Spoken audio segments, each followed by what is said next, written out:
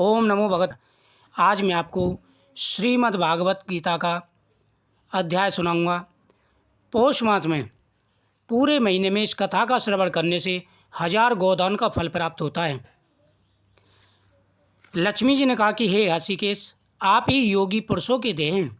आपके अतिरिक्त कोई ध्यान करने योग्य तत्व है, यह जानकर मुझे बड़ा कौतूहल हो रहा है। इस चराचर जगत की सृष्टि और संहार करने वाले आप स्वयं ही हैं। आप सर्वसमर्थ हैं। इस प्रकार की स्थिति में होकर भी यदि आप पर परम तत्व से भिन्न है तो मुझे उसका बोध कराइए। भगवान बोले कि हे प्रिय, आत्मा का स्वरूप दैत्य और अदैत्य, पृथक भाव और अभाव से मुक्त तथा आदि और अंत से रहित होता है। शुद्ध ज्ञान के प्रकाश से उपलब्ध होने वाला तथा परमानंद स्वरूप होने के कारण एकमात्र सुंदर है। अमित तेजस्वी भगवान विष्णु के ये वचन सुनकर लक्ष्मी जी ने शंका उपस्थित करते हुए कहा कि भगवान, यदि आपका स्वरूप स्वयं परमानंद में और मन वाणी की पहुँच से बाहर है तो गीता कैसे बोध कराती है? मेरे संदेह का निवारण कीजिए। भगवान बोले कि इस सुंदरी, मैं गीता में अपनी स्थिति का वर्णन करता हूँ। क्रमशः 5 अध्यायों को तुम 5 मुख जानो, 10 अध्याय को 10 भुजाएं समझो तथा 1 अध्याय को उदर और 2 अध्याय को दोनों चरण कमल जानो। इस प्रकार यह 18 अध्यायों की वर्णमयी ईश्वरमयी मूर्ति ही समझनी चाहिए। यह ज्ञान मात्र से ही महान पापों का नाश करने वाली है। जो उत्तम बुद्धि वाला पुरुष गीता के 1 या आधे श्लोक का भी पाठ करते हैं या 14 श्लोक का भी पाठ करते हैं, वह पवित्र हो जाते हैं। लक्ष्मी जी ने पूछा कि देव सुशर्मा कौन था, किस जाति का था और किस कारण से उसकी मुक्ति हुई? यह मैं इस अध्याय के इस वीडियो के माध्यम से श्रीमद् भागवत गीता और श्रीमद् भागवत दोनों की कथा सुनाता हूँ। ध्यान से सुने और प्रतिदिन पूरे महीने इस कथा का श्रवण करें। भगवान बोले, प्रिय सुशर्मा बड़ी खोटी बुद्धि वाला मनुष्य था। पापियों का तो वह शिरोमणि ही था। उसका जन्म वैदिक तत्व ज्ञान से शून्य एक क्रूरतापूर्ण कर्म करने वाले ब्राह्मण के कुल में हुआ था। वह ना ध्यान करता, ना जाप होम करता, ना अतिथियों का सत्कार करता। वह लंपट होने के कारण सदा विषयों के सेवन में ही आसक्त रहता था। हल जोतता और पत्ते बेचकर जीविका चलाता था। उसे मदरा पीने का व्यसन था तथा वह मांस भी खाया करता था। इस प्रकार उसने अपने जीवन का दीर्घकाल व्यतीत कर दिया। एक दिन मूढ़ बुद्धि सुशर्मा पत्ते लाने के लिए किसी ऋषि की वाटिका में घूम रहा था। इसी बीच में काल रूपी धारी काले सांप ने उसे डस लिया। सुशर्मा की मृत्यु हो गई। तदंतर वह अनेक नरकों में जा वहाँ की यातनाएं भोगकर मृत्यु लोक में लौट आया और वहाँ बोझ ढोने वाला बैल हुआ।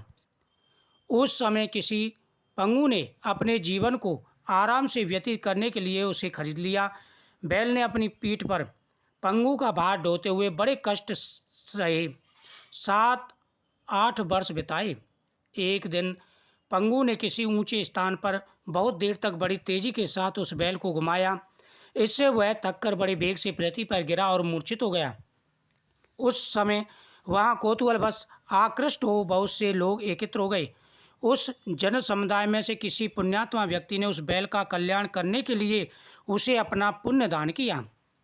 तत्पश्चात कुछ दूसरे लोगों ने भी अपने अपने पुण्यों को याद करके उसके लिए दान किया। यानी जैसे ही बैल जमीन पर गिर पड़ा, मूर्छित हो गया, सभी लोग अपने अपने पुण्य का दान करने लगे उसकी मुक्ति के लिए। उस भीड़ में एक वेश्या भी खड़ी थी। उसे अपने पुण्य का पता नहीं था, तो भी उसने लोगों की देखा देखी उस बैल के लिए कुछ त्याग किया। तदंतर यमराज के दूत उस मरे हुए प्राणी को पहले यमपुरी ले गए। वहाँ यह बेचारा कि यह वेश्या के दिए हुए पुण्य से पुण्यवान हो गया है, उसे छोड़ दिया।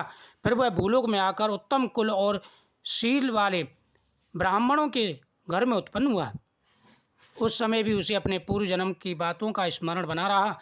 बहुत दिनों के बाद उसने अपने अज्ञान को दूर करने वाले कल्याण तत्व का जिज्ञासु होकर वह उस वेश्या के पास गया और उसके दान की बात बतलाते हुए उसने पूछा, तुमने कौन सा पुण्य दान किया था? वेश्या ने उत्तर दिया, वह पिंजरे में बैठा हुआ तोता प्रतिदिन कुछ पढ़ता है उससे मेरा अंतःकरण पवित्र हो गया है। उसी का पुण्य मैंने तुम्हारे लिए दान किया था। इसके बाद उन दोनों ने तोते से पूछा। तब उस तोते ने अपने पूर्व जन्म का स्मरण करा करके कहा कि मेरा प्राचीन इतिहास सुनिए। शुक बोला, पूर्व जन्म में मैं विद्वान होकर भी विद्वता के अवमान में रहता था, मोहित रहता था। मेरा राग देश इतना बढ़ गया कि मैं गुणवान विद्वानों के प्रति भी ईर्षा भाव रखने लगा। फिर समय अनुसार मेरी मृत्यु हो गई और मैं अनेकों घृणित लोकों में भटकता रहा। उसके बाद इस लोक में आया। सद्रूपी अत्यंत निंदा करने के कारण तोते के कुल में मेरा जन्म हुआ। पापी होने के कारण छोटी अवस्था में ही मेरे माता पिता से वियोग हो गया था। एक दिन मैं ग्रीष्म ऋतु में तपे हुए मार्ग पर पड़ा था। वहाँ से कुछ श्रेष्ठ मुनि मुझे उठा लाए और महात्माओं के आश्रम के भीतर एक पिंजरे में उन्होंने मुझे डाल दिया। वही मुझे पढ़ाया गया। ऋषियों के बालक बड़े आदर के साथ गीता के प्रथम अध्याय की आवृत्ति करते थे। उन्हीं से सुनकर मैं भी बारंबार पाठ करने लगा। इसी बीच एक चोरी करने वाले बहेलिया ने मुझे वहाँ से चुरा लिया। तत्पश्चात देवी ने मुझे खरीद लिया। यही मेरा वृत्तांत है, जिसे मैंने आप लोगों से बता दिया। पूर्व जन्म में मैंने इस प्रथम अध्याय का अध्ययन किया था, जिससे मैंने आपको सुनाया, जिससे आपके पाप दूर हुए। फिर उसी से इस वैश्या की अंतःकरण शुद्धि हुई और उसी के पुण्य से द्विज से सुशर्मा भी पाप मुक्त हो गया। इस प्रकार परस्पर वार्तालाप और गीता के प्रथम अध्याय के महत्व की प्रशंसा करके वे तीनों निरंतर अपने अपने घर पर गीता का अध्याय करने लगे। फिर ज्ञान प्राप्त करके वे मुक्त हो गए। इसलिए जो व्यक्ति इस कथा को प्रतिदिन सुनते हैं, उनकी सभी मनोकामनाएं पूरी हो जाती हैं।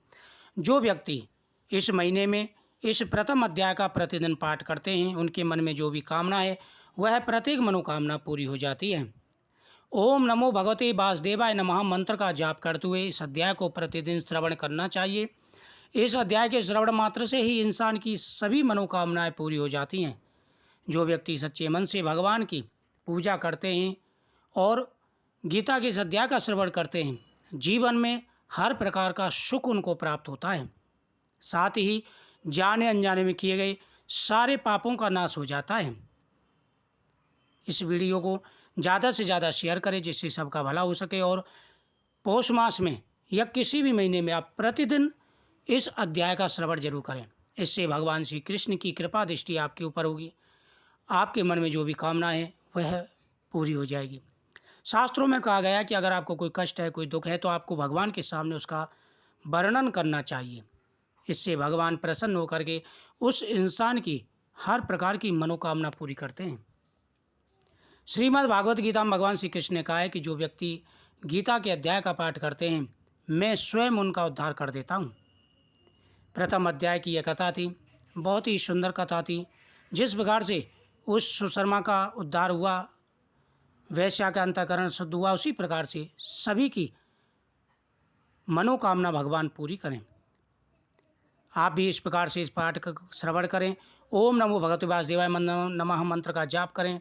इस मंत्र का आप हवन भी कर सकते हैं। इससे आपकी हर मनोकामना अवश्य ही पूरी होगी। तो ज़्यादा से ज़्यादा वीडियो को शेयर करें। आज के लिए बस इतना ही। मिलते हैं नेक्स्ट जानकारी के लिए नेक्स्ट वीडियो में। जय श्री कृष्ण।